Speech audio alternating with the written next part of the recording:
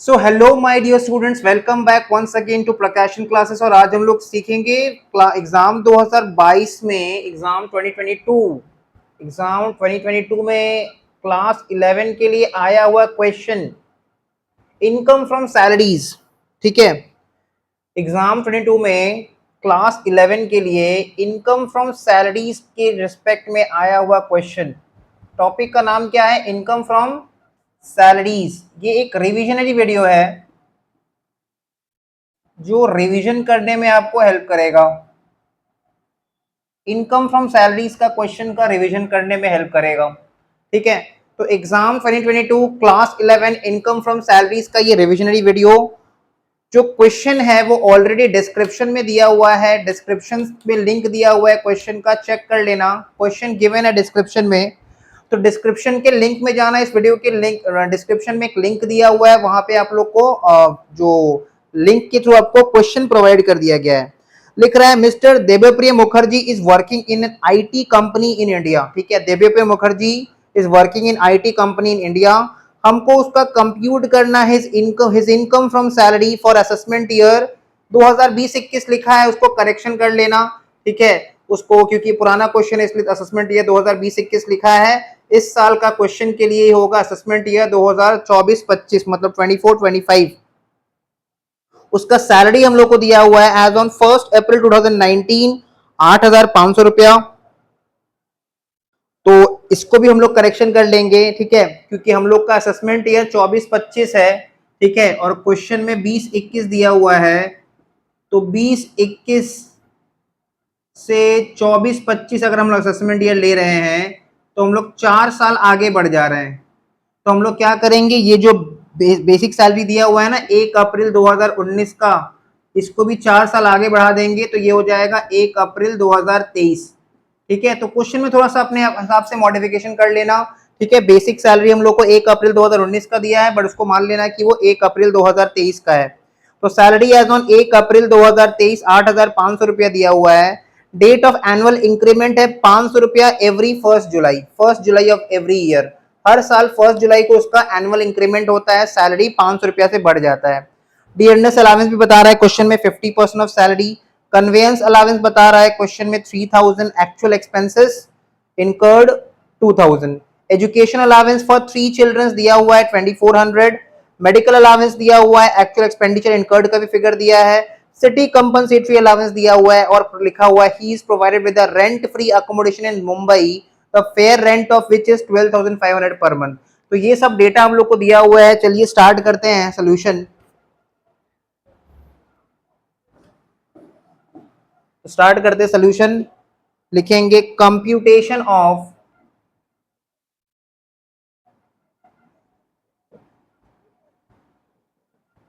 Income from salaries of mister Devpriya Mukherjee, of mister Devpriya Mukherjee, comma a resident individual, a resident individual for the assessment year 2024-25, for the assessment year 2024-25, comma relating to previous year 2023-24, relating to previous year 2023-24। Particulars और amount का 2 column बना लेते हैं।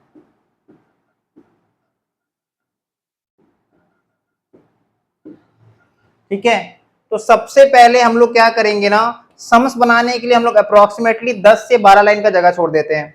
Sums बनाने के लिए यहां से 10 से 12 लाइन का जगह छोड़ के सबसे पहले आ जाते हैं वर्किंग नोट 1 में।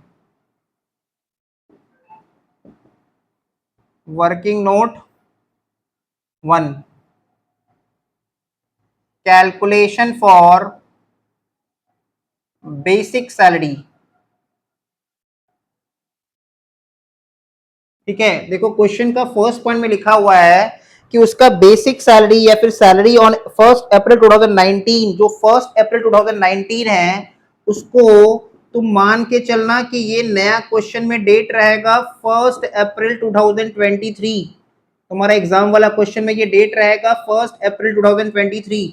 तो जो 1 अप्रैल 2019 है उसको मान के चलना कि वो 1 अप्रैल 2023 रहने वाला है। ठीक है, तो heading they the calculation for basic salary. सबसे पहले लिखेंगे basic salary from 1/4/2023 to 30th June 2023 at the rate ₹8,500 per month. तो देखो हम लोगों ने बेसिक सैलरी 1 अप्रैल 2023 से लेके 30 जून 2023 का 8,500 के हिसाब से लिया है, क्योंकि 1 जुलाई को उसका सैलरी बेसिक सैलरी 500 से इंक्रीमेंट हो जाएगा, बढ़ जाएगा, और बढ़ने के बाद 9,000 हो जाएगा। तो अप्रैल मई जून 3 महीने का बेसिक सैलरी 8,500 के हिसाब से बनता है 25,500 रुपया, 25,500। एंड उसी के नीचे लिख देंगे basic salary from 1st July 2023, 1st July 2023 to 31st March 2024, 31st March 2024। ये कितना करके होगा? At the rate ₹9,000 per month. 500 का इंक्रीमेंट के बाद हो जाएगा 9,000 पर मंथ। तो बेसिकली 9 महीना का सैलरी 9,000 करके ये होता है 81,000। It comes to 81,000। तो वर्किंग नोट 1 में हम लोगों ने निकाला है कि बेसिक सैलरी कितना होगा पूरा साल का, तो 81,000 प्लस 21,000, 81 प्लस 20 इज 1,06,500। तो एम्प्लॉय का बेसिक सैलरी कितना आ रहा है? ये हो जाएगा basic salary for previous year 2023-24। ये 2023-24 का उसका बेसिक सैलरी आ गया एम्प्लॉय का। तो हम लोगों ने वर्किंग नोट में इस तरह से कैलकुलेट करके सेपरेटली निकाल लिया कि बेसिक सैलरी कितना होगा। ठीक है, अब हम लोग सम्स को लेके आगे बढ़ेंगे। तो हम लोग ने फर्स्ट वर्किंग नोट बना लिया और कैलकुलेट करके निकाल लिया कि बेसिक सैलरी कितना होगा। अब हम लोग आ जाते हैं मेन सम में। तो हम लोग को याद रखना है कि बेसिक सैलरी फुल्ली टैक्सेबल होता है और वो कैलकुलेट करके आया है 1,06,500। तो हम लोग लिख देंगे यहाँ पे बेसिक सैलरी, ब्रैकेट में लिख देंगे वर्किंग नोट 1 और अमाउंट लिख देंगे 1,06,500। 1,06,500 ये हो जाएगा हम लोग का बेसिक सैलरी। ब्रैकेट में लिख दिया रेफरेंस देने के लिए वर्किंग नोट 1। इसके बाद देखो सारा अलाउंसेस का बात किया जा रहा है, तो लिख देंगे एड अलाउंसेस।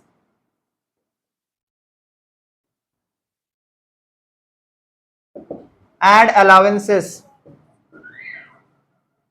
अलावेंस में सबसे पहले आ जा रहा है डियरनेस अलावेंस। याद रखना डियरनेस अलावेंस फुल्ली टैक्सेबल होता है और ये लिखा है 50% ऑफ सैलरी। तो 50% ऑफ बेसिक सैलरी। जब भी अलावेंसेस परसेंटेज के फॉर्म में दिया रहेगा तो बेसिक सैलरी के रेस्पेक्ट में कैलकुलेट करेंगे। तो 1,06,500 का 50% निकाल लो। 1 लाख का 50% 50,000, 6,000 का 50% 3,000, 53,000 हो गया, और 53,000 और 500 का 50% 250, दैट इज 53,250। 53,250। ठीक है, this is how we calculate base dearness allowance. ये हो गया डियरनेस अलाउंस कैलकुलेट करने का तरीका। अब देखो दिया हुआ है कन्वेंस अलाउंस। अब देखो कन्वेंस अलाउंस होता क्या है, within the city travel करने के लिए एम्प्लॉय को जो अलाउंस मिलता है, to travel within the city employee को जो अलाउंस मिल रहा है वो कितना मिल रहा है, 3000 मिल रहा है। तो एम्प्लॉय को कन्वेंस अलाउंस रिसीव्ड कितना हुआ, 3000, और इसमें से उसने कितना रुपया खर्च कर दिया, इसमें से उसने खर्च कर दिया 2000 रुपया। तो एग्जेम्पशन कितना हो जाएगा, देखो जितना एक्सपेंसेस इनकर्ड है वो माइनस कर देंगे, वो एग्जेम्प्ट हो जाएगा।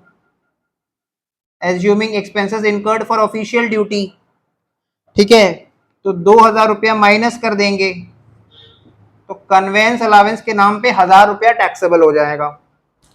उसके बाद क्या दिया हुआ है, एजुकेशन अलाउंस। याद रखना education allowance, education allowance received, तो देखो उसको एजुकेशन अलाउंस मिल रहा है फॉर 3 चिल्ड्रंस, टोटल में 2400 मिल रहा है, टोटल में 2400 मिल रहा है, ठीक है। एजुकेशन अलाउंस उसको 3 चिल्ड्रंस के लिए टोटल में 2400 मिल रहा है।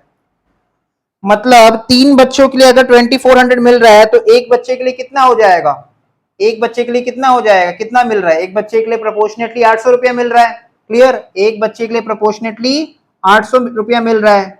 तो इसमें से लिख देंगे less exemption under section 10 sub section 14, कितना एग्जेम्प्ट हो जाएगा, 1600। 2 बच्चे के लिए तो 1600 रुपया ही मिल रहा है ना, तो 2 बच्चे के लिए रुपया जो भी रुपया मिल रहा है 1600 रुपया मिल रहा है, मैक्सिमम 2400 तक का एग्जेम्पशन होता है, तो 1600 एग्जेम्प्ट हो जाएगा और रिमेनिंग 800 टैक्सेबल हो जाएगा, रिमेनिंग 800 विल बी टैक्सेबल, ठीक है, रिमेनिंग 800 टैक्सेबल हो जाएगा।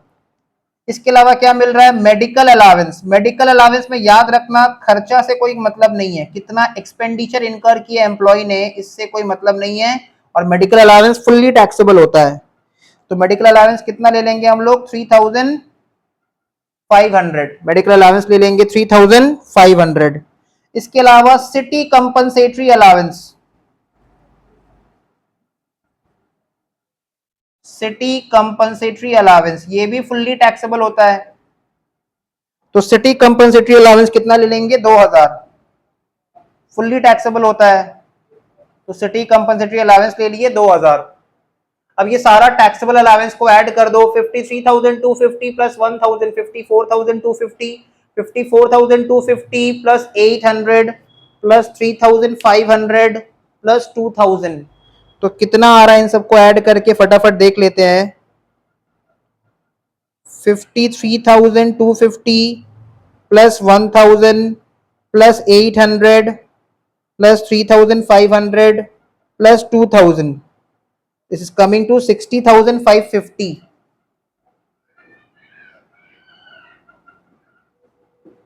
ठीक है। तो बेसिक सैलरी और अलावेंसेस को हम लोगों ने आउटर कॉलम में ले लिया, टैक्सेबल अलावेंसेस को ये आ रहा है 60,550। इसके अलावा हम लोग को परक्विजिट्स को भी लेना है, तो एक काम करते हैं पहले यहां तक का ऐड कर लेते हैं, ठीक है। तो अगर हम यहां तक को ऐड कर लें तो 60 प्लस 6 1,66,000, 1,67,050 रुपीज। बेसिक सैलरी में टैक्सेबल अलावेंसेस ऐड करने पे 1,06,500 में 60,550 ऐड कर दिया तो आ रहा है 1,67,050 रुपीज। क्रॉस चेक कर लेते हैं, 1,06,500 plus 60,550, yes we are getting 1,67,050 rupees, ठीक है। तो यहाँ तक हो सकता है आप लोग का कवर हो गया होगा। अब इसको मिटा दे रहे हैं, थोड़ा स्पेस नहीं है मेरे पास, तो इसको मिटा के आगे लिखते हैं 1,67,050 रुपीज। यहां तक का क्लियर है सबको, ठीक है। अच्छा अब हम लोग बनाएंगे वर्किंग नोट 2। वर्किंग नोट 2 किस चीज के बनाएंगे, रेंट फ्री अकोमोडेशन के लिए। देखो उसके एम्प्लॉयर ने उसको घर दिया है कहां पे, मुंबई में। He is provided with a rent free accommodation in Mumbai, the fair rent of which is 12,500 per month. याद रखना फेयर रेंट से कोई मतलब नहीं है। अगर गवर्नमेंट एम्प्लॉय होता है ना तो उसके लिए perquisite value of rent free accommodation हम लोग निकालते हैं फेयर रेंट के हेल्प से, बट फेयर रेंट पे यहाँ पे कोई मतलब नहीं है। सीधा लिखो वर्किंग नोट 1 के नीचे नोट नंबर 2 में आ जाओ। Calculation for perquisite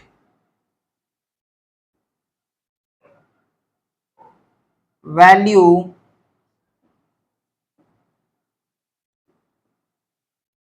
of rent free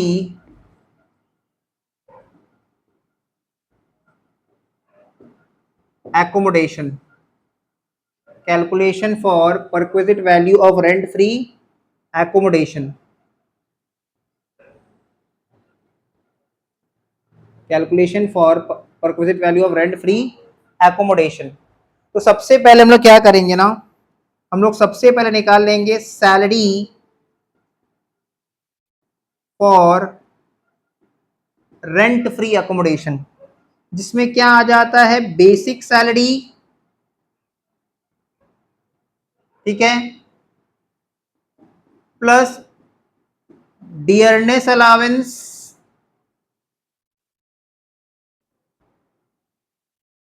और इसके ब्रैकेट में लिख देना assuming forming part of salary, इसके ब्रैकेट में से लिख देना basic salary plus dearness allowance, और क्या आ जाएगा इसमें कन्वेंस अलावेंस का taxable portion, taxable conveyance allowance जो था वो आ जाएगा, और इसमें क्या आ जाएगा टैक्सेबल एजुकेशन अलावेंस आ जाएगा, taxable value of education allowance जो हम लोगों ने सम्स में कैलकुलेट किया था, ठीक है, और इसमें क्या आ जाएगा मेडिकल अलावेंस आ जाएगा, हर तरह का टैक्सेबल अलावेंसेस आ जाता है, और इसमें क्या आ जाएगा टैक्सेबल सिटी कंपनसेटरी अलावेंस भी आ जाएगा, टैक्सेबल सिटी कंपनसेटरी अलावेंसेस भी आ जाएगा, ठीक है। अब बेसिक सैलरी कितना लिया था हम लोगों ने 1,06,500, डियरनेस अलावेंस हम लोगों ने कितना लिया था 53,250, कन्वेंस अलावेंस का टैक्सेबल पोर्शन कितना आया था सिर्फ 1,000 रुपया, ठीक है, एजुकेशन अलावेंस का हम लोग का कितना आया था 800 रुपया टैक्सेबल पोर्शन, मेडिकल अलावेंस के रेस्पेक्ट में सिर्फ हम लोग जितना रिसीव होता है वो लेते हैं, एक्सपेंडिचर माइनस नहीं करते हैं 3,500, और सिटी कंपनसेटरी अलावेंस हम लोगों ने कितना ले लिया था 2,000 रुपया। तो इन सबको हम लोग को ऐड करके कितना आ रहा था, इन सबको ऐड करके आ रहा था 1,67,050 रुपीज, 1,67,050 रुपीज। अब क्योंकि देखो एम्प्लॉयर ने खुद का घर दिया रहने के लिए, और वो भी किस शहर में दिया है, मुंबई में, जहां पॉपुलेशन ऑब्वियसली 40 लाख से ज्यादा है, तो इस केस में सैलरी का हम लोग कितना लेते हैं 10% ऑफ सैलरी लेते हैं, ठीक है। तो उस हिसाब से लिख देंगे सिंस हाउस या एकोमोडेशन लिख दो, since accommodation is provided by employer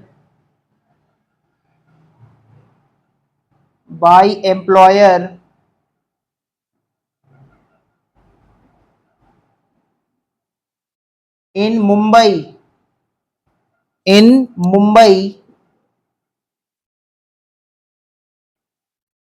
since accommodation is provided by employer in Mumbai where population exceeds 40 lakhs, where population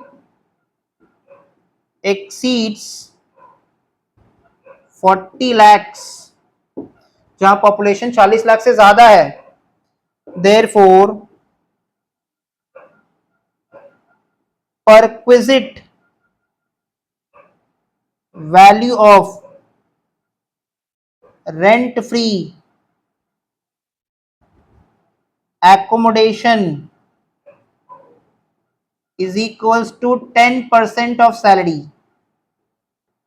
और सैलरी फॉर आरएफए हमने कैलकुलेट करके निकाला ही है, तो सैलरी फॉर आरएफए जो हमने निकाला है उसी का 10% हम लोग कर देंगे। 10% ऑफ रुपीज 1,67,050 रुपीज, 1,67,050 रुपीज।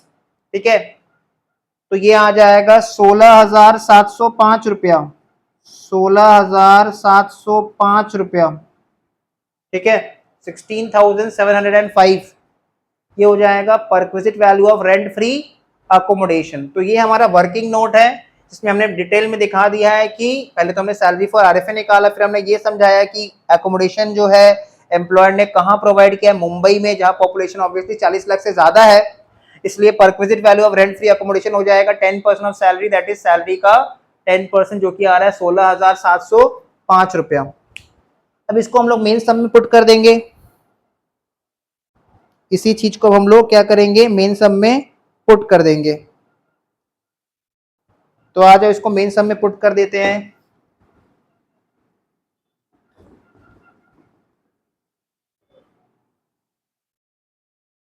तो लिखेंगे, ऑलरेडी देखो हम लोग ने बेसिक सैलरी और अलाउंसेस ऐड करके उतना निकाल लिया था, इसमें लिख दो add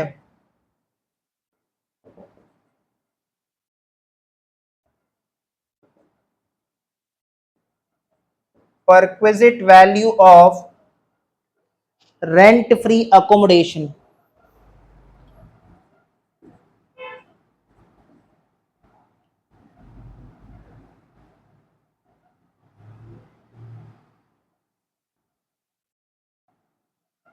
perquisite value of rent free accommodation, bracket लिख देंगे वर्किंग नोट 2 जो कि आया 16,705।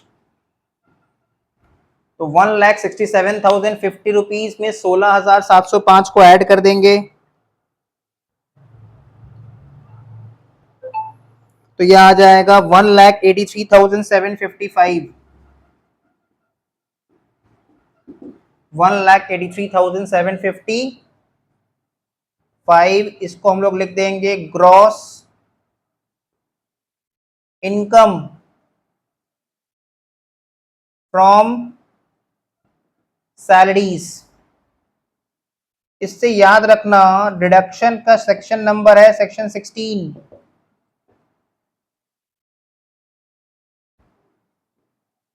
तुम क्लास 11 के स्टूडेंट हो, कहीं ना कहीं तुम्हारा एज होगा 16, तो तुम याद रखो सेक्शन 16। चैप्टर का नाम है एस से सैलरीज, तो एस से section 16, deduction under section 16। Section 16 का 1A, सेक्शन 16 का 1A में आता है standard deduction. Standard deduction, now देखो स्टैंडर्ड डिडक्शन कितना होगा, या तो ग्रॉस इनकम फ्रॉम सैलरी जो कि है 1,83,755, या फिर a fixed amount of ₹50,000 which ever is lower. तो स्टैंडर्ड डिडक्शन कितना हो जाएगा उस हिसाब से 50,000। स्टैंडर्ड डिडक्शन कितना हो जाएगा 50,000। पॉइंट नंबर 2 में आता है एंटरटेनमेंट अलाउंस का डिडक्शन। याद रखेंगे एंटरटेनमेंट अलाउंस के रिस्पेक्ट में जो डिडक्शन है वो सिर्फ और सिर्फ किसको मिलता है, गवर्नमेंट एम्प्लॉय को। ये तो गवर्नमेंट एम्प्लॉय नहीं है, ये आईटी सेक्टर में काम कर रहा है, देखो क्वेश्चन में लिखा हुआ है। और पॉइंट नंबर 3 में आ जाता है प्रोफेशनल टैक्स। अगर एम्प्लॉय ने कोई भी तरह का प्रोफेशनल टैक्स पे किया है तो उसको उसका भी रिडक्शन मिल जाता है, पर यहाँ तो एम्प्लॉय ने कोई प्रोफेशनल टैक्स पे नहीं किया, तो अल्टीमेटली इसको सेक्शन 16 का कितना रिडक्शन मिलेगा, 50,000 का, और रिमेनिंग सैलरी इनकम उसका टैक्सेबल हो जाएगा। ठीक है, तो 1,83,000 माइनस 53, दैट इज 1,33,755। यही हो जाएगा उसका फाइनल इनकम फ्रॉम सैलरीज।